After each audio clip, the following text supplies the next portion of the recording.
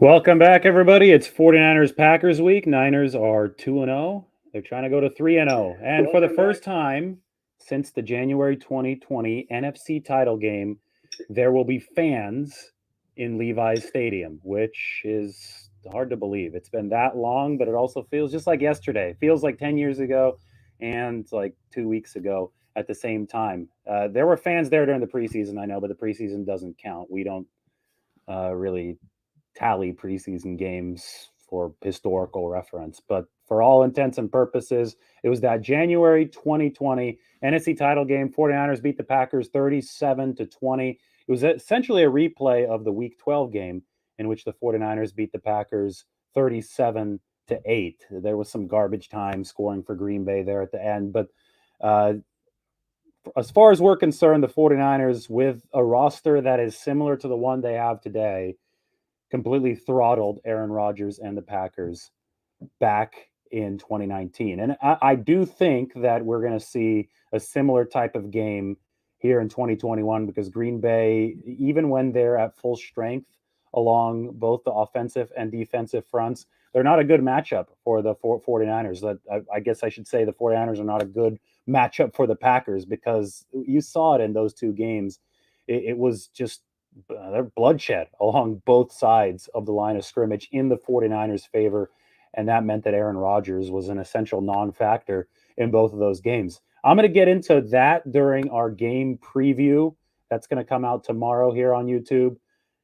Today, we're going to do what I've been doing every week, and that is a 49ers roster analysis, going through this position by position, because as you know, with the injury situation, with turnover on that 53-man roster and the practice squad, stuff is always changing for the 49ers. So I firmly believe that the best way to go about this is to put up the depth chart for you right there and go through this position by position so we can talk about how this relates to the 49ers' plans against the Packers. So without further ado, here we go. Why don't we start with the quarterback position? And hey, last week I did grades, and I know that I haven't been on since the post game show for the 49ers and their win against the Eagles. So why don't I loop this in also with some grades from the Eagles game as we move this one a little bit further forward? So, first, for the 49ers quarterback room, I'm going to give them a grade for each position. And for the quarterbacks, we're going to say a B. This is going to be controversial because Jimmy Garoppolo is obviously an extremely polarizing figure. There are some people, maybe a handful of people, maybe a lot of people, I don't know what the exact number is, but I do know that it is a vocal group on social media that wants to give Jimmy Garoppolo a D or an F for his performance against the Eagles. But that's just not the way that reality works. At the end of the day, he delivered an efficient performance against a very good defense that was blemished at the start by some missed throws. But in the overarching scheme of things, Jimmy Garoppolo did not commit a giveaway, and he did not take a sack against one of the best defensive fronts in the game. He also orchestrated two 90-plus yard drives to the fronts of the game and scare me with this bullshit about air yards because the Philadelphia Eagles were playing a sagging defense in their secondary that essentially dictated to the 49ers through screen passes. They had to win this game with screen passes. On top of that, the Eagles were just pinning their ears back and pass rushing with reckless abandon, especially off of the edge rushing positions. There was a play on which Josh Sweat ran right by Mike McGlinchey, and it was a play action from Jimmy Garoppolo, which meant that there was a fake handoff on the play. And Josh Sweat did not, for 1 second, worry about that fake. He just went straight for Jimmy Garoppolo, and Mike McGlinchey was trying to sell the run fake. So he took a little step forward, trying to pretend that he was run blocking. But because Sweat did not buy that fake, he just went right by him and he hit Jimmy Garoppolo, and that was one of the misses downfield for Jimmy early in the football game. When a defensive line is that aggressive, when they don't even care about play action, when they're just determined to get up the quarterback no matter what, you're going to have to get rid of the ball quickly because, especially a play action based offense where there is a lot of disguise at the line of scrimmage, where McGlinchey is trying to sell a run block, those disguises won't work for any intermediate to deep routes. And that's exactly what happened for the 49ers against the Eagles. The pass rushers were just getting after them from Philadelphia, and Jimmy Garoppolo had to get rid of the ball quickly. The way to neutralize that was through the screen passing game. On top of the aggressiveness from the Philly front, you also saw the secondary just, crawl way back. I mean, those guys sagged very far back. The linebackers did too. And that left a vacuum in the middle of the field. So that's where you go with the short passes. If people have a problem with short passes, then they also have a problem with the way that Aaron Rodgers had to play the 49ers in 2019. Remember how strong that pass rush was? Remember how geared up it was to get after quarterbacks? Well, Aaron Rodgers in that game against the 49ers, his average completion went for a distance of negative zero point -7 air yards. All it was short passes. All it was screens because the pass rush was overpowering. Nobody's out there talking about, oh, Aaron Rodgers can only throw, 2 yards past the line of scrimmage, or in that case, behind the line of scrimmage. That's what negative zero point -7 completed air yards means. It was Aaron Rodgers had to do that because his team was getting overwhelmed up front. The way the Eagles were playing in this football game last Sunday dictated that Jimmy Garoppolo had to throw short. It's as simple as that. And then he ended up making the play downfield when he really had to after Brandon Graham got hurt. That was big when the Eagles lost their edge rusher, and he threw a dime there across the middle to Deebo Samuel. That loosened up the game, 290-plus yard drives. 49ers end up winning in an old school battle. So, anyway, long story short, 49ers quarterback grade is a B. B means good. It was a good performance. It was a game where they needed those quarterback sneaks. They needed that big throw to Deebo Samuel. They needed execution at the line of scrimmage against a ferocious defensive front without giveaways. And that's what Jimmy Garoppolo did. He needs to start hitting some of those intermediate throws with some stuff on the line. He needs to hit that throw to Mohamed Sanu. He needs to hit. It's tough to say that he should have hit the throw downfield when he got nailed by Josh Sweat, but there were a couple screen passes that probably weren't exactly on the money, and that's why I docked Jimmy Garoppolo a little bit. Gave him an A- last week. I give him a B this week. He's still one of the most efficient quarterbacks in football throughout the first 2 weeks of this 2021 season. So we'll see what happens after that. 49ers running back grade here in week 2. Actually, let's rewind back to the quarterbacks really quick. Let's go to the roster. Obviously, you know that Trey Lance is right behind Garoppolo. I believe that Trey Lance, who did not play at all for the 49ers in week 2, because I think that Kyle Shanahan was absolutely sure that Trey Lance was not ready for the type of aggressiveness that Philadelphia was bringing up front. I think Kyle Shanahan views this Packers game coming up on Sunday as a Trey Lance game. A, this is a much weaker defense than Philadelphia's. B, this front is not healthy for Green Bay. Zadarius Smith is not in there.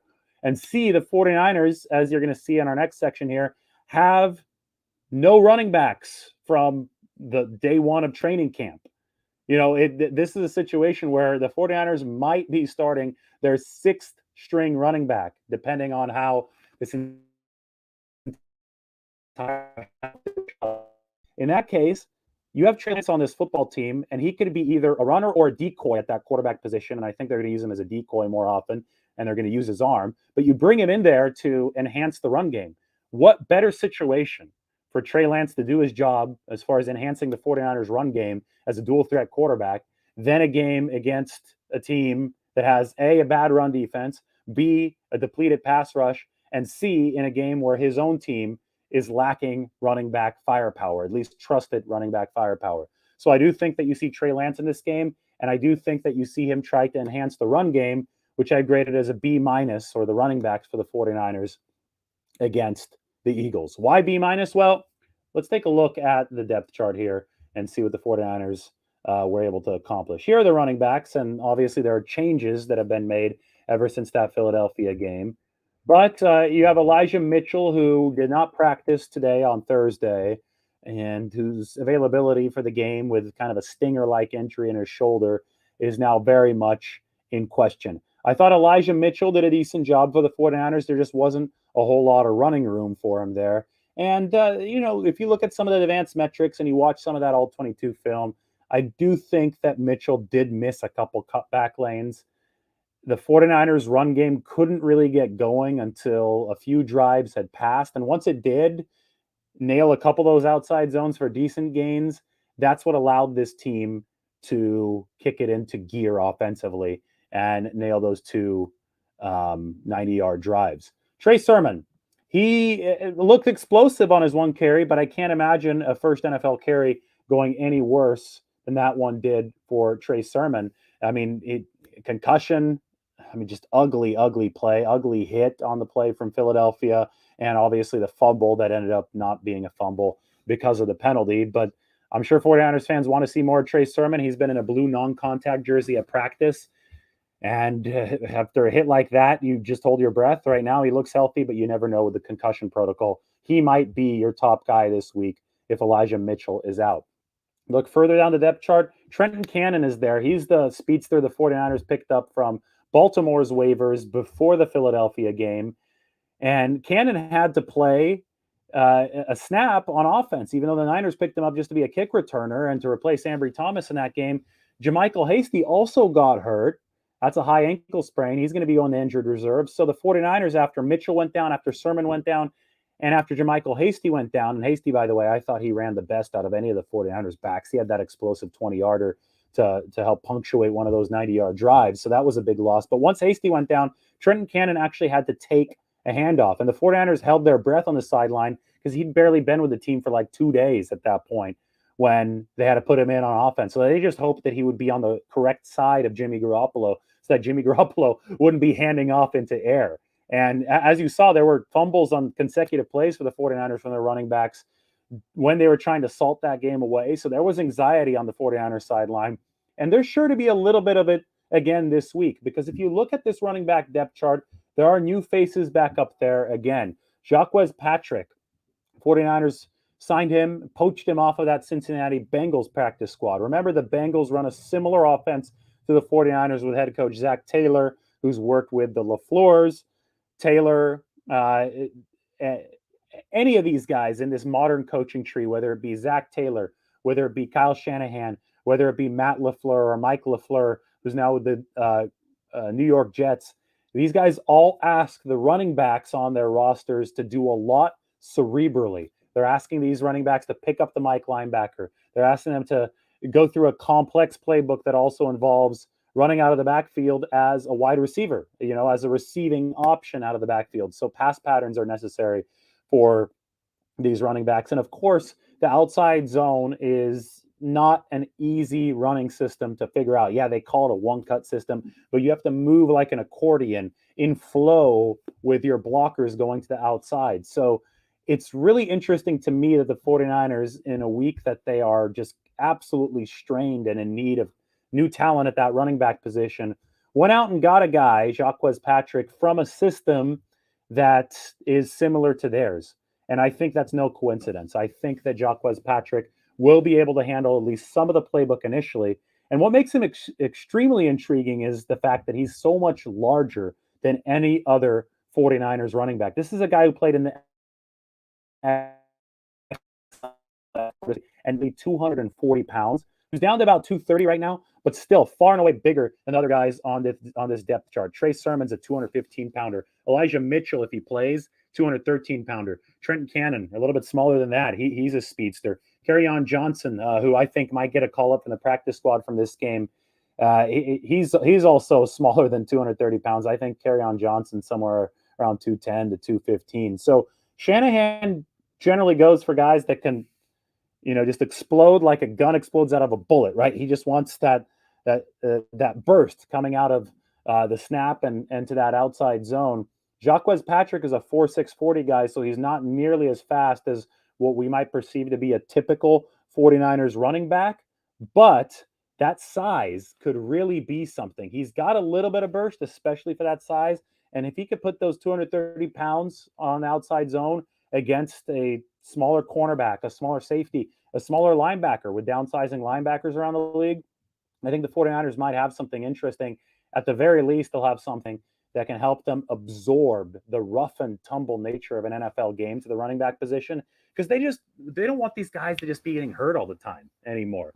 That's a big problem. And maybe some of the speed that the 49ers have really gambled to get with Raheem Mostert and obviously Elijah Mitchell, who runs a little bit by like Mostert. Maybe that speed is also correlated with lighter weights, which might be correlated with injuries. And that's why the 49ers might be on their number 6 running back to start this game against the Packers if a guy like Elijah Mitchell is not available. So maybe a player like Jacques Patrick allows the 49ers to insulate that room a little bit with a short yardage guy who absorbs some of those bruises and lets guys like Trenton Cannon and Trey Sermon, much more speed tailored outside zone runners work behind him. Anyway, the 49ers, I give them a B- for their work in that game against the Eagles. And boy, we'll see what the grade here is moving forward in this next one against the Green Bay Packers, because it was Raheem Mostert's day when they last played in front of fans at Levi Stadium in that January 2020 NFC title game. The Packers don't have a good run defense. We'll see what the 49ers can make of this. The 49ers wide receiver tight end grade, same as last week. It's going to be an A- for what they did against the Eagles. Deebo Samuel's awesome, right? He's leading all NFL receivers in receiving yardage. He made the big catch, even though he lined up on the wrong side, that made the 49ers coaching staff hold their breath. I'm going to tweet about this in a minute after we get off of this YouTube Live. When Samuel caught that big gainer and he lined up on the wrong side with Trent Sherfield next to him, that was an impressive job by the 49ers of adapting on the fly with only 25 seconds left in the first half. Trent Sherfield realized he needed to adjust his route and change it based on the incorrect alignment to give Deebo Samuel space. And Jimmy Garoppolo also had to throw that route differently based on it being on the other side of the field. And Jimmy just threaded the needle, really impressed the 49ers coaching staff to set that play up. So the 49ers weren't perfect with their pre-snap decision-making and alignment on the play, but Deebo made it work. He also had a nice end-around sweep that I thought was a big play in the game. And hey, even Brandon Ayuk made a catch, and obviously he's not in the doghouse after seeing 38 snaps, second only to Deebo Samuel in that game against the Eagles. I think the issue with Brandon Ayuk is exactly what we talked about entering that game. He needs to get back into the flow of the offense. He's simply not on the same level of cohesion right now with Jimmy Garoppolo and the 49ers quarterbacks, and he's simply not the same level of confidence right now as somebody like Deebo Samuel, which is why all the passes are going to Deebo Samuel. Trent Sherfield made a big catch. That's helped pick up the slack while Brandon Ayuk has not been available, but the 49ers really need Brandon Ayuk to take it to the next level because this schedule is going to intensify. We'll see what the Packers bring against the 49ers, but then the Seahawks come, right? And then the Cardinals come. And these are teams against which the 49ers are going to have to score some points, and you need your potentially most explosive receiver out there to be able to do that. We didn't hear much from George Kittle a year after he caught 15 passes against the Philadelphia Eagles. And we thought that, okay, maybe the Eagles and, that poor linebacking unit, especially in pass coverage, might open the door for some more catches from George Kittle. But again, this is a matter of style. If you saw how Philadelphia is playing defense, they're sagging back. So George Kittle's not going to be a downfield threat. He might be a screen threat, and that's what the 49ers did a couple times. But for the most part, the 49ers were taking with defensive line be right on top of their quarterback, given how aggressive it was. And Kittle was more of a blocking threat in this game. And for that, he did a good job. So A- for the 49ers, receivers and tight ends. On to the offensive line. This is a big fat A for the offensive line. They looked really good. From Trent Williams to Laken Tomlinson, Alex Mack, Brunskill. That's the one exception here, but I'll explain how he improved over the course of the game. And Mike McGlinchey, who gave up that pressure to Josh Sweat, but not much else. I think Mike McGlinchey has improved and is playing really good football through 2 weeks. The star of the offensive line for the 49ers is obviously Alex Mack. This guy is the rising tide that lifts all boats. Alex Mack is delivering to the 49ers at a cerebral level that was as advertised with his pedigree, with his reputation. The guy was the NFL's all-decade center of the 2010s. He can pass protect. He hasn't given up a single pressure yet all season. And he can also set, the 49ers up for good run blocking. And against the line as aggressive as Philadelphia's D line, the 49ers needed Alex Mack to keep them, on schedule, on cadence, keep everything flowing in a way that, the wheels can fall off on the road in that kind of environment. And I think Alex Mack deserves a whole heck of a lot of credit. Trent Williams has been the best left tackle in all of football. He deserves a whole heck of a lot of credit. You saw him throwing away, tossing that Eagles rookie edge rusher to the side there early in that game. Williams has been awesome. McGlinchey's been better. Mack has been great. Laken Tomlinson has been good. But the final piece here at right guard, this is why the 49ers really, really wanted Aaron Banks, their second round pick, to be further along than he is right now. But the truth of the matter is that Aaron Banks is not further along than he is right now. And, however that